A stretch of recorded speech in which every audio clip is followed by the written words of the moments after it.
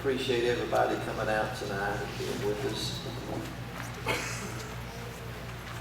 Being part of our service this week. Let's turn to Romans. Get your Bibles out. Go around the first chapter of Romans.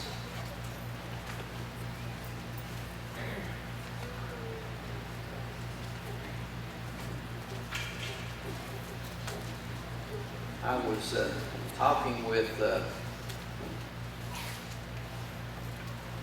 boss at school, and we were talking about the Bible and talking about a relationship with the Lord, and he played me a song that he had, a group, and they were singing, and he had the word 116 in it, and it coming from Romans chapter 1, verse 16. And we began to think about this and talk just a little bit. I pulled it up. I had the Bible on my phone. And I pulled it up and I began to read this, and I said, this is good. And I've got a CD that I listen to with some music I've got on a flash drive.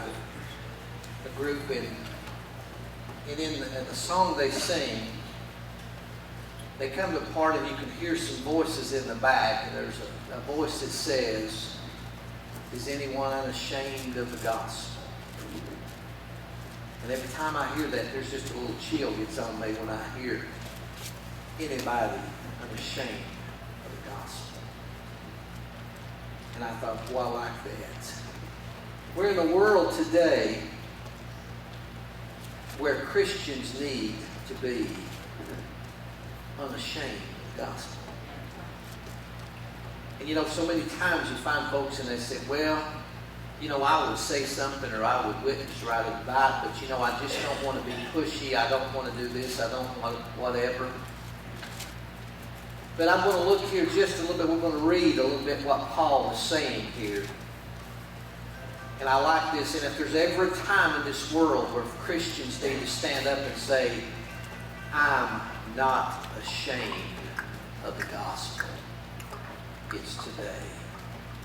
A world that needs to hear of a risen Savior. A world that needs to hear about a man named Jesus. A world that needs to hear that there's a better way. A world that needs to hear that there's a heaven to gain and a hell to shun. You know, you don't hear much about that anymore. There ain't a whole lot of folks mention the word hell. They don't bring up heaven and hell because, you know, a lot of times folks say, well, that makes folks feel uncomfortable. Well, I'm going to tell you what now. You know what? Folks need to be uncomfortable. They need to realize that, hey, you know, I don't want to go to that place. I don't want to head to that place. I want to make heaven my home. And we need to stand up and say we're not ashamed of the gospel. We need to let folks know, you know, you can say it in a loving way, a caring way, and get the point across. You can invite somebody without absolutely Bible thumping them down. You know, I see people that say, well, so-and-so, he's a Bible thumper. He just pounds you to death. Here he comes, let's run from him. Well, I'll tell you what, you know, I get the opportunity to witness a lot of times and invite folks to come to church. I do it at Butch's Market in the morning. I do it every opportunity that I get. When I get to speak to someone, I say, hey, why don't you come and be with us? Why don't you come out and just, you know, try us? Why don't you come to church and see what it's about? I believe you'd like it. I believe you'd fit in. I believe you'd enjoy something because I know if they just come here, that the presence of God will bring them back. It won't be what I say, it won't be what I do, it won't be because of me or you or anything, but it'll be because of the presence and the Spirit of God Almighty. That's what makes it happen. Not me, not you, not us, but the presence of God. Are you unashamed of the gospel? Are you spreading the news? Let's read what Paul said here. And I like this. Paul says in verse 15, so as much as in me is, I am ready to preach the gospel to you that are at Rome also. For I am not ashamed of the gospel of Christ, for it is the power of God unto salvation to everyone that believeth, to the Jew first and also to the Greek. Amen. Praise His name. Paul here's beginning to say, he makes it real clear, I am ready to preach the gospel to you that are at Rome also. He's ready to tell the world about Jesus Christ. He's ready to tell the world he's not ashamed of the gospel. He's ready to spread the good news around to a lost and dying world. He's ready to tell somebody, hey, there's a man you need to meet. Hey, there's somebody I want to tell you about. Hey, there's somebody I want to introduce you to. He'll change your life, I'll guarantee it. If you'll just talk to him and speak to him, if you'll just acknowledge his presence, he'll change your life forever and ever. Amen. He changed my life forever and ever. What a wonderful Savior He is. Paul says, I'm ready to preach the gospel. I tell you what, there's times I come and I tell you what, I can't wait to get here. I wake up in the middle of the night. And I mean, it's coming to me, but I mean, it's words almost come out of your mouth laying in the bed. It's amazing. The Lord will preach you today at 3 o'clock in the morning, right in the bed. I mean, just all kind. It just becomes to you so fast that you know. So let me get up, Lord, and write it down so I won't forget this. Paul was a preaching machine. I like what Paul. I like what he said at the end of his life. He said, I fought the good fight. He finished strong. He finished strong. He didn't limp across the line. He went to full blaze. You know, last Saturday, some of you may have watched that horse race, you know, up there in Louisville. You know, it's a big thing in Kentucky, you know, the Kentucky Derby, and it was like the 140th running or something, whatever. I don't know, they run this thing back in the 1800s. What a wonderful story about the horse that won this Kentucky Derby. You know, they begin to tell the story about, I think his mother was bought for $8,000. Let me tell you what, folks, that's chicken feed with a thoroughbred. You know, that's plow horse stuff, $8,000. And his daddy, the stud feed for his daddy was like $2,500. Again, chicken scratch. But they begin to research back, and I like they talked to that one owner. He didn't look like a big classy guy, a big high-fluting dude, you know. They talked about where they lived. They didn't live big high-class mansions or nothing. They just were working-class fellows, you know. And he said, we kind of researched back through his daddy and the grandparents, and we just had a feeling that they would be something special come with this colt. And they named it, what, the California Chrome? Is that what the horse's name was? And you know, I watched that race there, and I watched that jockey got up on me, and they got around in the crowd, and he kind of held him back just a little bit right there, and he let a couple of them, and that guy said, you know, look here, there's some strategy going into this right here. Because he's allowing these two to get right there, and he's kind of he's in a good position. You can see those jockeys hold back on him. Because he knew when he come around to that stretch, man, he was going to open it up. And boy, when they got around there to that last big stretch, they said, here comes California Chrome. And I mean, the boy let her go. And I mean, they didn't see nothing but hoofs and a big tail flying. And I mean, he went blazing across that line. Just, you know, he was the favorite. And what a wonderful story. People were jumping up. And I said, you know, that's wonderful. That's who I wanted to win. Because I thought, boy, coming, you know, wasn't the big prestigious trainer, wasn't the big prestigious farm, didn't have all the big millions of dollars, wasn't secretary's whatever, great-grandson or whoever. But he was ready when he come around through there, and that horse knew when he seen it right there, he said, now's my time to drop the hammer. He was ready to go. You know, the Apostle Paul was just like the California company. He was ready to go. When he come around to the stretch, he said, I am ready to preach the gospel. I don't know about you folks, but I want to be just like that. I'm not ashamed of the gospel. I'm not ashamed. You know what I found out? You know, the devil will tell you all kinds of people will run from you. You know, that's what he told me when the Lord was calling me to preach. I did not want to preach. I didn't. I said, Lord, don't make me do that. You know, I tried to negotiate, and I said, I'll sing, I'll teach Sunday school, I'll help with this, I'll take up the prayer requests, I'll even testify now. And the Lord said, no. Because, you know, I had this misconception, and the devil would just say, well, you know what, people don't like preachers, and they're going to run from you. Because they see you coming, all your friends won't have nothing to do with you.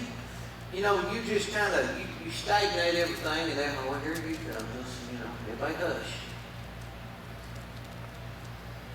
Well, that's a lie.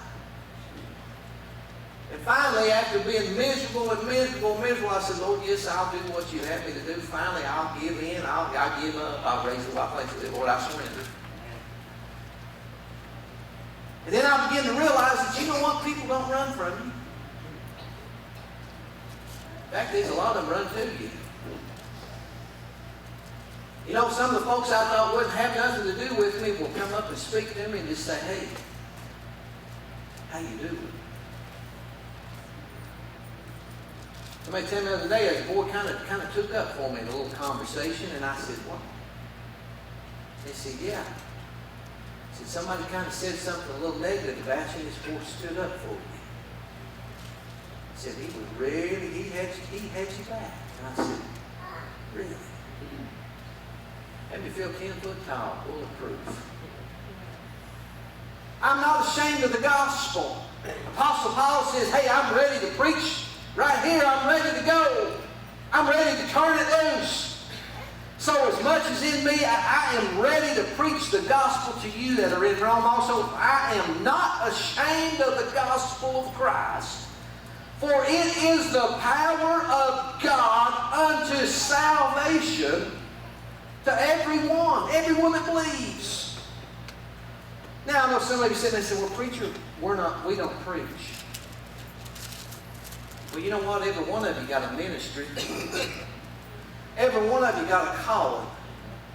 Every one of you got a reason. Every one of you got a purpose for God. And you're to, just like the Apostle Paul, you're to not be ashamed of the gospel also. You're to be out there in the field ready to witness and tell somebody about, hey, let me tell you what Jesus can do. Let me tell you how Jesus can change your life. Let me tell you what He's done for me. Are you on ready? Are you dropping the hammer like old California Chrome? That's who I want to run with. I want to run with them folks, but it's got it wide open. God are just absolutely wide open, just pegged back, ready 100%. Like the Apostle Paul, I fought a good fight. I don't want to limp home. I don't want to limp across the line.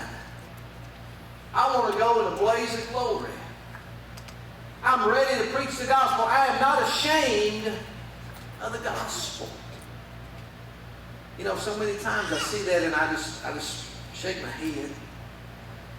And I think, wow, why do people not tell others about Jesus? Why do they not share the most wonderful thing in this world? Jesus.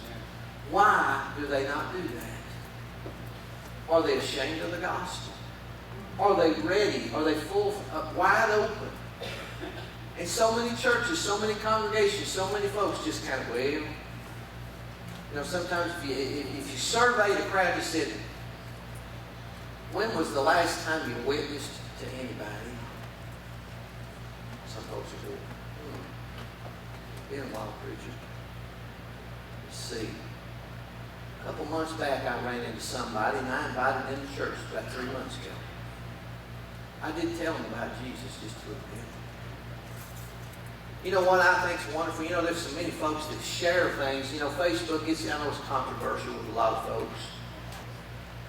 You know, there's a lot of people they just give this old guy right here down the road because we put our stuff on Facebook. You know, That's of the devil, preacher. I said, excuse me? Absolutely. And then I begin to think about all the folks that share it, that goes here, and your friends, and their friends, and their friends, and their friends. And then before long, it goes around the world.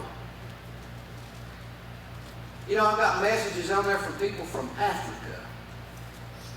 Last time I checked, I didn't have no relatives in Africa. Didn't know nobody lived over there. Didn't have no friends from here that moved to Africa. Didn't know nobody, didn't know no address. I couldn't even tell you the zip code of Africa. But through that little camera back there, and putting it on, and somebody sharing, and somebody sharing, and somebody sharing, that's not ashamed of the gospel. So many of you put Bible verses, you share your relationship with people, with this world. You talk about God, you speak about it, you're not ashamed of the gospel. And you share it with somebody else. That's what Apostle Paul's saying. Hey, I'm ready to preach it. I'm not ashamed of the gospel. Because it's the power of God unto salvation. It changes people's lives. It changes people. And you know, the Word says to preach the Word unto all of the world. And you know what? There's a way to do it. To all the world. When somebody from the Philippines and Africa and all these places send messages, say, Pastor, we love watching your service, we love hearing, we love seeing this, we love the singing. And they're halfway around the world. I'm thankful we're not ashamed of the gospel. I'm thankful that we're not ashamed of it. Some folks say, well, preacher, that fellow one time kind of tell me, he said, you know, when you do that, you're just kind of helping people to stay home. I said, you know, we're trying to entice them to come. Not telling them to stay home, we're drawing. What about the folks who can't come? What about folks who ain't able to come? I visited with some folks the other day when a lady wasn't able to come because of physical problems, and she said, you know what, they just had church in there in the bedroom. I watched church in there, just had church in the bedroom, it's great. I said, thank you. We ain't ashamed of the gospel.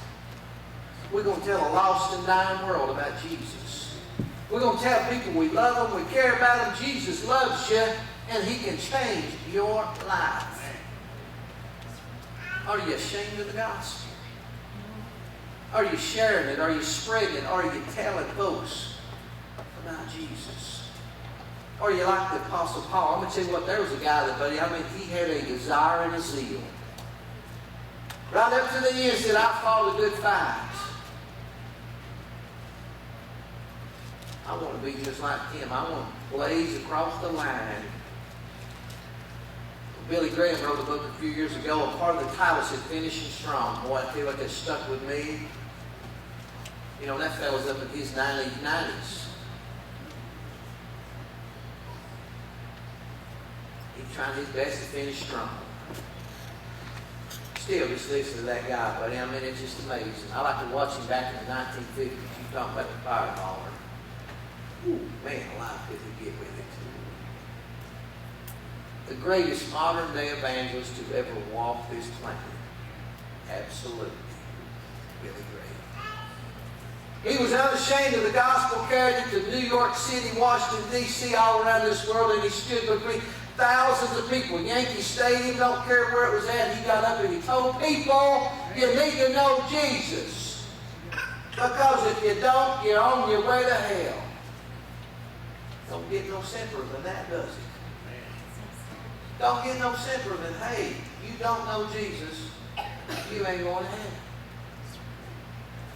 Unashamed of the gospel, finishing strong, blazing across the line, a desire to preach the word. Do you have that desire in your heart tonight? Or you like the Apostle Paul, so as much as me, I am ready to preach the gospel to you. For I'm not ashamed of it.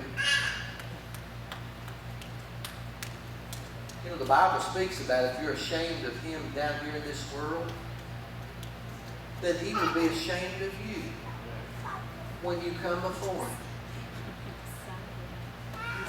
I sure don't want to stand before Him and He look down and say, I'm ashamed of you.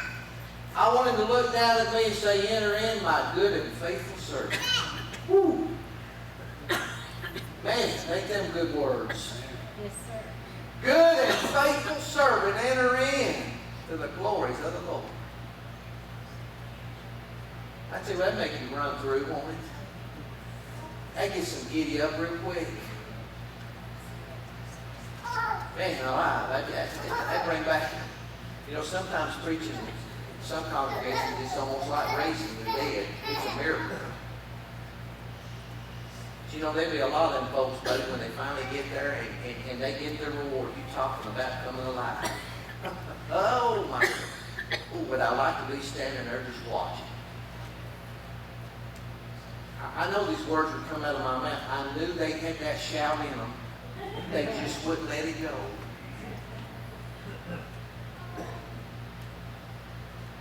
You know, sometimes folks, they watch our videos and say, boy, y'all get kind of excited, don't you? And I seen some of them running laps. Yep, we do. When the Spirit hits, look out. I'm thankful there's people not ashamed of the gospel. Amen? You know, some folks, well, I'm just I'm a little reserved because so-and-so's here. Well, I'm going to tell you what. I ain't ashamed of the gospel. You know, last year I got to preach up at the brush yard. I always wanted to preach at the brush yard. You know, I can remember through the youth built children's had the brush yard, and I always wanted to go. You know, my mother and daddy sung there years ago, but it was one of my desires when they were preaching. Maybe one day I'd get to preach at that brush yard. Well, I got to preach last year, and I tell you what, I got excited, and I run the chairs, I threw sawdust, and I was going all over the place. Amen. I got to school, and somebody said, we seen you on Facebook, you got just a little excited, you run all over the place, didn't you? I said, I sure did. I said, it was great. I got to sing at the brush yard, I got to run some laps, and sawdust is going every which direction. I ain't ashamed of the gospel. Amen. I ain't ashamed of the gospel. I'll try my best to let you out here just a minute. Paul says that it's the power of God. Let me tell you what. There ain't nothing like the power of God. There ain't nothing like the Spirit of the Lord when it gets on you. There ain't nothing can explain. You cannot describe it. You cannot buy it. You can't find it at the Wally World. You know, my kids at school, they think everything comes from Walmart. Walmart answers everything. If I could just go to Walmart, Mr. Mullins. Mommy gets her check, then we're going to Walmart. You know, I can't wait to Walmart. After my birthday, I'm going to Walmart. Everything is answered at Walmart. Let me tell you what. Can't find the power of God at Walmart. It ain't on the shelf. I have felt it there. Some of you think, what? I sure have. Because I've been in there talking with somebody, they get all over me right there in the Walmart. Yeah. My mother been prayed for right there in the Walmart. Revival broke out right in the Walmart. But the power of God, the presence, the Spirit of God and His anointing, there's nothing like it. And when Paul preaches, you know what? He's full of it. And you know what fired that old boy up? The Spirit, the presence, the anointing of God Almighty. Sometimes folks say, you know, I got chill bumps on me, preacher. Let me tell you what that, let me enlighten you what that is. It wasn't because the air conditioner was just a little too cool. That's the presence of God's anointing. That's exactly what it is. And when you see these ladies get up and run their shoes just about out of them, that's what that is. Reckon you get your toes stomped all over. That's what that is. That's what's happening. That's the Spirit of the Lord. That's the presence. That's the anointing. That's the power of God that Paul's talking about right there. That's exactly what it is. And let me tell you what, when you're unashamed of the gospel, guess what? That accompanies that.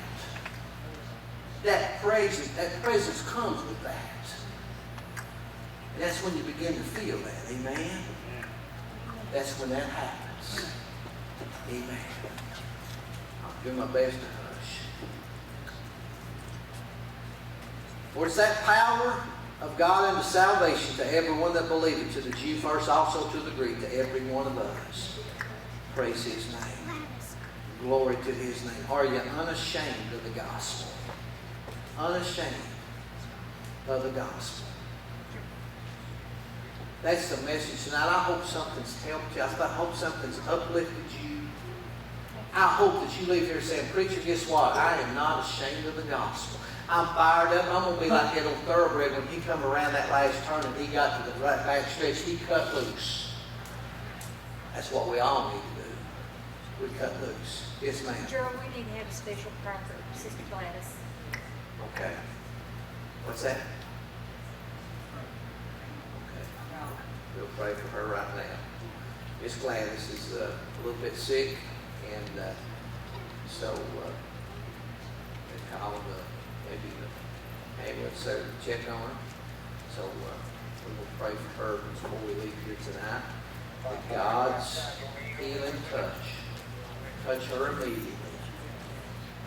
Let me tell you what, folks, I believe in healing. God can do anything. Anytime, any place, anywhere. And you know what? I ain't ashamed to call upon